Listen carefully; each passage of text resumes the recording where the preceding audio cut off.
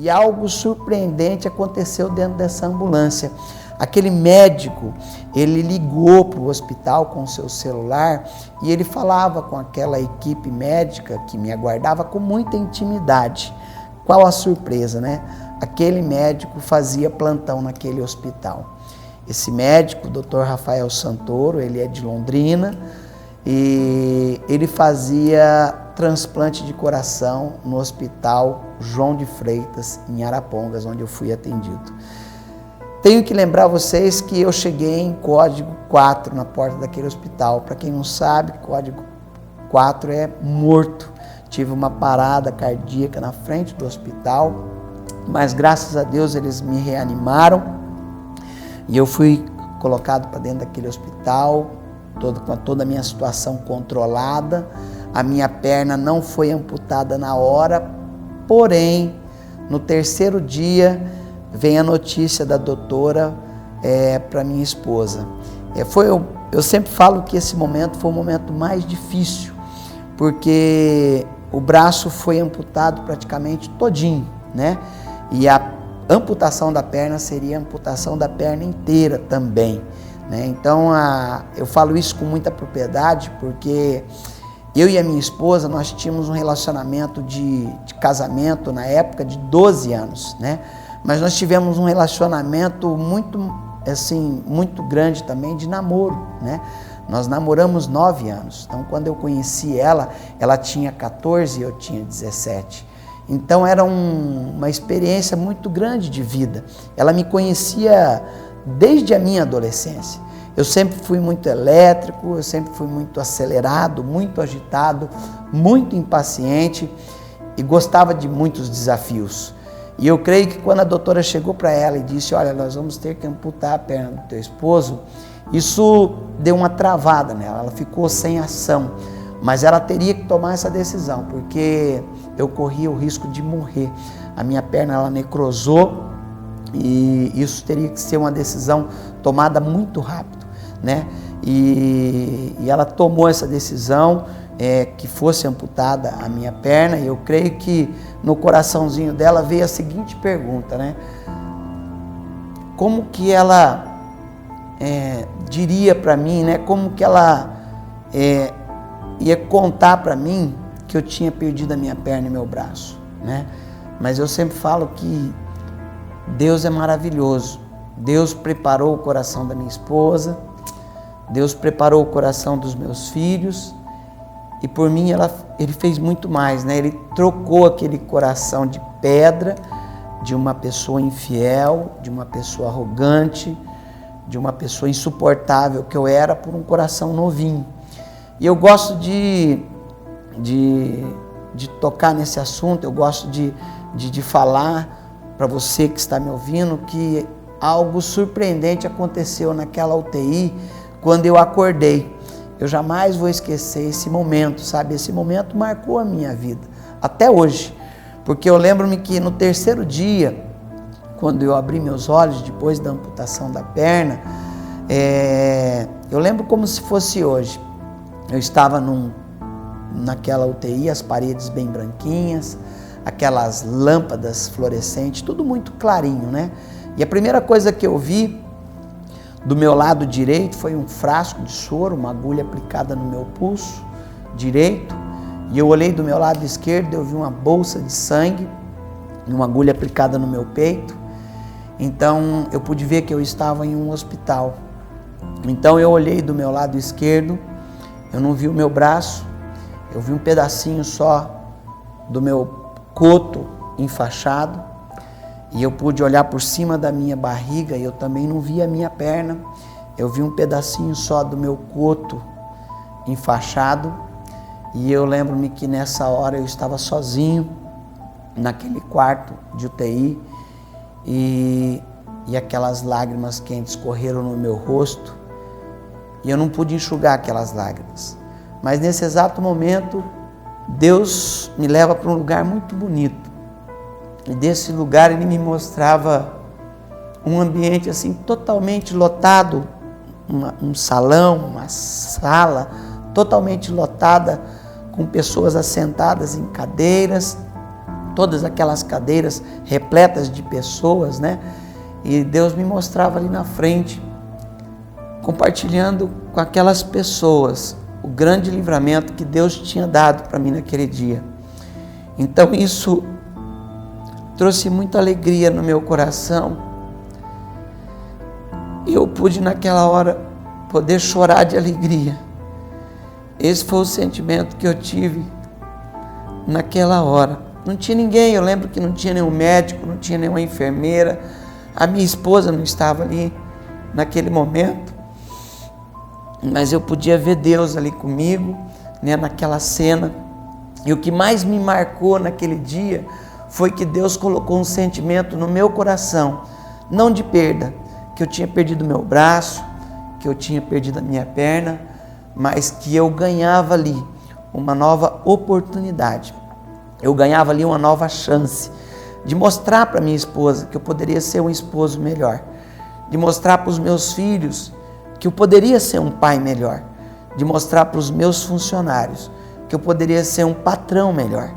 Mas de todos esses sentimentos, né, que Deus colocou no meu coração, o sentimento que mais marcou a minha vida, que mais assim acendeu uma chama no meu coração, foi o amor que Deus colocou no meu coração pelas pessoas que ainda não conhecem a Jesus.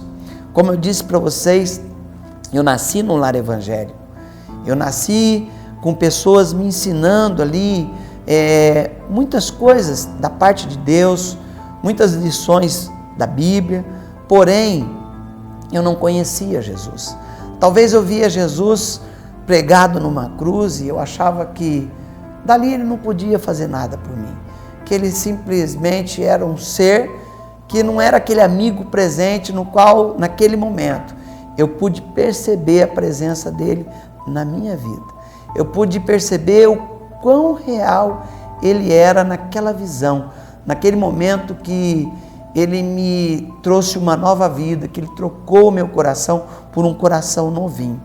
Então esse momento foi o momento que mais marcou a minha vida e é o momento pelo qual eu estou aqui falando para você nessa câmera, nesse vídeo, né, o que ele fez na minha vida, né? Se eu estou aqui é porque Deus permitiu, né? Eu sempre falo que não existe coincidência, existe cristocidência, né? Deus sabia que eu passaria por essa situação, né? Eu creio que ele permitiu.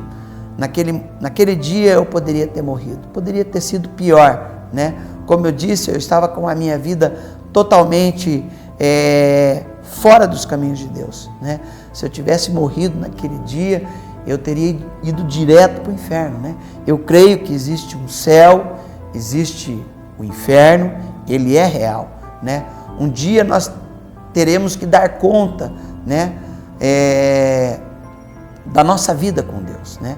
O que nós fazemos aqui, o que nós plantamos, nós colheremos, né?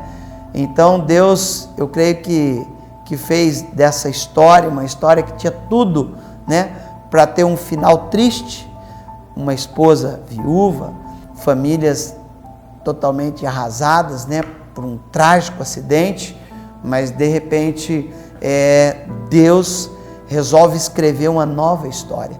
Então hoje, com tudo isso que aconteceu, eu sempre falo, eu gosto de citar aquele texto bíblico, né, que diz que todas as coisas contribuem juntamente para o bem daqueles que amam a Deus, né? Todas as coisas são todas as coisas, né? São os momentos difíceis, são situações e circunstâncias que às vezes nós achamos que não vamos conseguir superar, né? Mas que Deus permite para que sirva de lição, que sirva de escola, né? Que sirva assim eu sempre falo que Deus nos faz passar pelo deserto para que nós aprendamos, né, lidar com o deserto.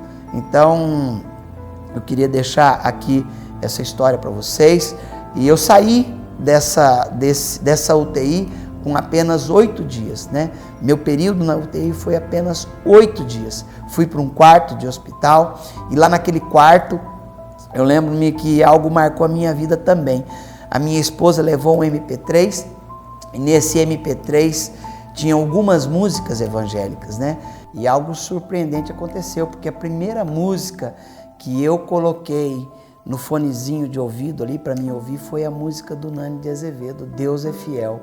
E essa canção realmente, ela contava a minha história ali. Através da letra dessa canção, eu podia ver ali a minha história, né? E eu queria cantar um pedacinho para vocês dessa canção, Deus é Fiel, porque realmente Deus é fiel. A canção diz assim: sim, Deus é fiel para cumprir toda palavra dita a mim. Deus é fiel, sim, Deus é fiel para cumprir toda promessa feita a mim. Deus é fiel, eu não morrerei enquanto o Senhor não cumprir em mim todos os sonhos que Ele mesmo sonhou para mim. Eu quero viver em santidade e adoração, pois é só dele, somente dele o meu coração. Tu não morrerás enquanto o Senhor não cumprir em ti todos os sonhos que Ele mesmo sonhou para ti. Então viverás em santidade e adoração, pois é só dele, somente dele o teu coração. E eu saí daquela UTI com apenas 13 dias e eu lembro-me que eu quis fazer uma surpresa para minha esposa estava no banho e, como eu disse para vocês, eu sou muito acelerado, sou impaciente. O telefone, quando tocava em casa, eu já levantava rapidamente para atender, mesmo numa perna só, né? E nesse dia o telefone tocou e eu já levantei rápido, atendi meus filhos ligando para buscarem eles na escola de futsal.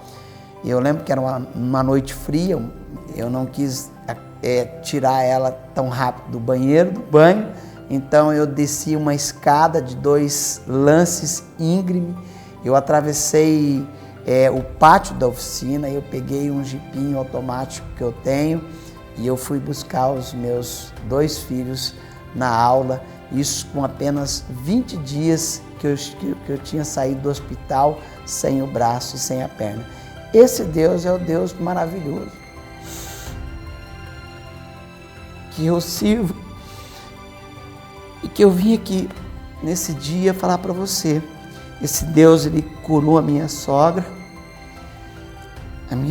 que estava praticamente condenada à morte, porque era uma enfermidade que não tinha uma esperança, né?